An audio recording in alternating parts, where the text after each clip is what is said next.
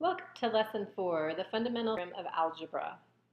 We're going to be looking at this theorem, and then we are going to what we know from the theorem in order to factor polynomials using everything that you have learned in the last few weeks about factoring, synthetic division, complex and imaginary numbers in order to find all the factors, factor completely the polynomial.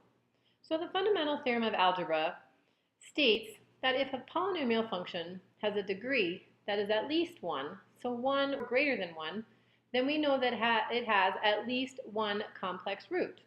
And a complex root is really written in this form down here, a plus bi, where a and b are the real components and I is the unit that's imaginary.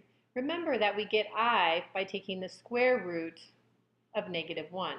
So if we have -12, for example, remember we pull out the negative part as I. So any part or whole of this a plus bi is considered a complex number. So why do we need to know this? Well, if we have a polynomial function, how do we even know if it has roots? And how do we find all the roots? The real, the imaginary, and the irrational. And that's what we're going to be looking at today. We know that it has roots because of the fundamental theorem of algebra. Let's look at a couple of examples. So let's find all the roots of this polynomial function. So when we look at this function, x to the 5th minus x to the 4th minus 3x to the 3rd minus 4x plus 4, it's got 5 terms. All the conventional things that we know will not work. There's not a difference of squares or a sum or difference of cubes. There's no GCF. We can't do grouping. But let's look at what we do have. We know that x minus 1 is a factor. And what does that mean, x minus 1 is a factor?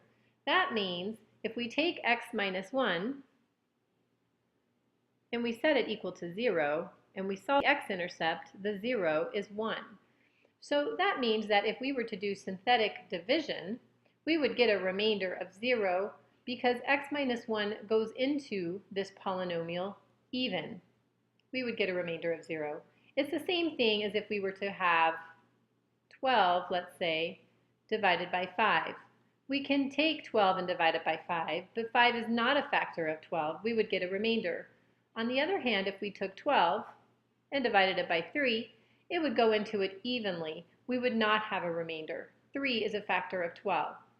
X minus 1 is a factor of this polynomial, so we know it's going to go into it evenly. Therefore, it should have a remainder of 0. Now, remember that when we use synthetic division, what we are doing is we are dividing out an x out of here. We are dividing out an x term, right? A factor. So once we finish dividing out this factor of x minus 1, we will no longer have a polynomial to the 5th power. We'll have a polynomial to the 4th power. So let's go ahead and do that. So remember that we're not going to put a minus 1 here. We would put a positive 1 because the root is not a -1. The root is positive 1. So if we set up our synthetic division, we need to put all of the coefficients on this line. So we have a 1 in front of x to the 4th, a minus 1 in front of x to the 4th, a minus 3 in front of x to the 3rd, a 3 in front of x squared, a minus 4 in front of the x term, and then we have our constant term. We have all of our terms here, so we don't need a placeholder. Setting up our synthetic division, remember that the first term carries down. Then these two multiply. 1 times 1 is 1. We add down again and get 0. We multiply and get 0. 1 times 0 is 0. We add down and get -3. -3 plus 0 is -3. Now we multiply. 1 times -3 is -3. Once we add down, 3 plus -3 is again 0. 1 times 0 is 0. -4 plus 0 is -4. And -4 times 1 is -4. Finally, when we add down, we get 0, which is what we want. That means that, in fact, x minus 1 is a factor. Now remember, we're not done. This is a new polynomial. So what we need to do is instead of writing x to the 5th, we now have 1 x to the 4th plus, and I'll go ahead and write it, but we don't need to because 0 means it's not there, 0x to the third minus 3x squared, and then we have plus 0x minus 4, and that's our new polynomial. So let's simplify it and take out the terms that have a 0. So what we have is x to the fourth minus 3x squared minus 4. This is a little bit easier to look at and factor compared to this one. So if we have a 0 x to the third, we know that we can just take it out. Anything times 0 is 0. Now remember this. This looks like a quadratic. As long as this is even and this is half, this can be factored like a quadratic. If we factor this like a quadratic, remember that we need to make our x. So let's put 1 times negative 4 in the top of our x, and then our middle term, negative 3 here. What times what is negative 4 that adds to be negative 3? How about negative 4 times 1? That's negative 4, and that adds to be negative 3. So that's how we'll split up our middle term. So we end up with x to the fourth, and then our middle term is now negative 4x squared, remember, because this is squared, plus 1x, or just x squared, and then we have minus 4 on the end. And I'm setting this equal to 0 because we are still trying to find the rest of the factors. So we need to factor this, and we are factoring it by grouping it. So here's our first group. Here's our second group. What can we factor out? From this first group, we can factor out an x squared, which would leave us with x squared minus 4. From this second group, we can't factor out anything, so we'll just factor out a 1 because we need to have something here when we're factoring by grouping. And we would be left with x squared minus 4. Our final step then, we have now this group and this group. What can we factor out from both? We can factor out the x squared minus 4. So let's go ahead and do that. We have x squared minus 4. The x squared is left from my first term, and the plus 1 is left from my second term. Now we are almost done, but you should hopefully recognize that this x squared minus 4 is a difference of squares. X squared is a perfect square, and so is the 4, and we have a difference. If you can recognize this, then you'll remember that we can factor this into the sum and difference. The square root of x squared is x, and the square root of 4 is 2. This can be factored into x minus 2, x plus 2, and then we can't factor this. We have a sum, not a difference, so this is finished. Now we can take each of these factors, just like we did with x minus 1, set them equal to 0, and we'll find all of our factors, or all of our roots. So if we set x minus 2 equals 0, we would get x equals positive 2. If we set x plus 2 equal to 0, we would get x equals negative 2. And then for our last one, we have x squared plus 1. Well, we would subtract 1 to the other side and get a negative 1. But then when we take the square root, we have the square root of a negative 1, in fact. So remember that anytime we take the square root, we get two roots. We get a plus and a minus, whatever the square root of this is. And the square root of negative 1 is I. So I believe at this time we have found all of our roots. We have found all of our solutions. So let's list them. We have a 1 from the problem that was given. We have a 2 here. We have a minus 2 here. And then we have a positive I as well as a negative I from down here. And let's count. We should have 5 roots because this is x to the 5th. 1, 2, 3, 4, 5. And that's what our fundamental theorem of algebra says. Since this is to the 5th power, we should have 5 roots. Okay, I'm going to do one more problem today just to help you see another example, another way to factor, and then we'll be finished. So let's find all the roots of the given polynomial function using a graphing calculator. Because look, none of the roots are given and I can't factor this. So what I would do is I would go to the Desmos calculator, and I'll go ahead and go over there now. And I would put this equation into my calculator. As you can see, I've widened it so that you can see I put this function, this polynomial, into my calculator, and I have graphed it to get this function. This is a quartic. It's positive. It's opening up.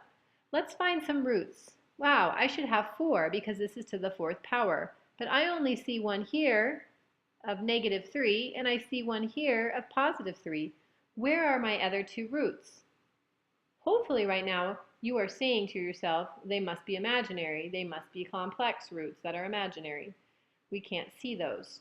So it's hard to get all the roots just by graphing, but we at least have 2 here. So let's work with what we have. We know that we're keeping track. We have a +3 and we have a -3, but we have 2 more.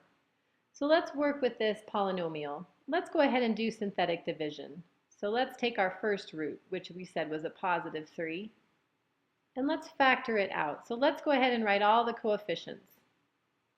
All right, I have listed all the coefficients and I don't have any missing terms, so I don't need any placeholders. So now I'm going to go ahead and do my synthetic division. By now you should be pretty good at this. So you bring down the first term, we multiply, we add, we multiply, we add, multiply, and we add, and we multiply, and we should get 0. So now we have this new polynomial here, which is no longer to the 4th power, but now it will be to the 3rd power. Let's go ahead and write this one. So this is now going to be 1x to the 3rd plus 4x squared plus 5x plus 6. So what I can do, because when I look at this, I think, I could factor by grouping, but I can see right now that's not going to help me because it's not going to work out. But I have another root that I haven't used yet. I have a -3. So now what I can do is I can take the -3 out of my new polynomial. Not the pink one up here, but my new one. So what I can do is I can do another synthetic division, and I can bring this down to a quadratic, which I know how to factor. So we'll use the -3, and we'll take the coefficients of this cubic function here, which is a 1 and a 4 and a 5 and a 6. Exactly what we ended up with after our first session of synthetic division. Now we'll go ahead and divide out the -3. So again, we're going to bring down the first term and get 1, multiply by -3, then add down, multiply by -3 again and add, and multiply by -3, and we are done. I'm going to now use these numbers to write my next polynomial, which will now be a quadratic because we started with a cubic, we factored out another x, and now we're left with a quadratic, x squared plus 1x plus 2. So let's look at where we started. We started with x to the 4th. We factored out a root of 3. Now we're down to x to the 3rd. We factored out another root that was -3, and now we're down to x squared. So we have this quadratic. And what we would want to do is try to factor by grouping if we can. But 1 times 2 is 2, and the middle term is 1. There's nothing that we can multiply to get a +2 and add to be a +1. So we cannot do this. We can use the quadratic formula, however. So remember that in the quadratic formula, our a is going to be 1, our b is going to be 1, and our c is going to be 2. We have a 1 in front of the x squared, a 1 in front of the x, and then 2 is our constant. If we plug this into the quadratic formula, then we can solve and find our other roots. -b plus or minus the square root of b squared minus 4 times a times c all over 2 times a. Not too bad. All we would need to do now is simplify, and we would get 1.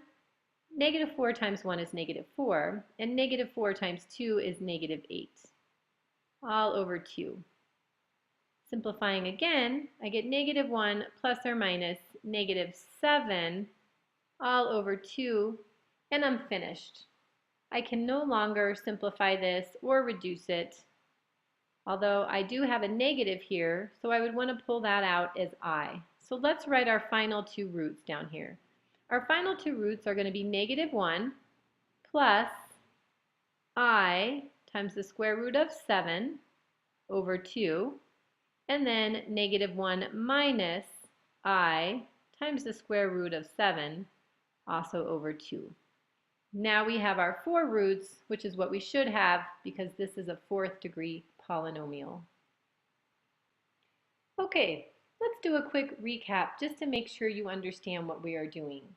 If you have a polynomial of a higher degree and you are given roots, you can factor those out using synthetic division to get a polynomial of 1 less degree.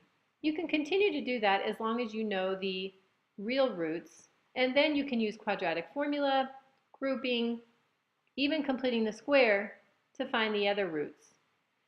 If you are given a root, like this other problem, then that's very nice. You can just use that root. If you are not given a root, like the last problem we did, try graphing it on the calculator to find the real roots, and then you can pull those out. And that concludes our lesson around the fundamental theorem of algebra and our final lesson today on polynomial factoring.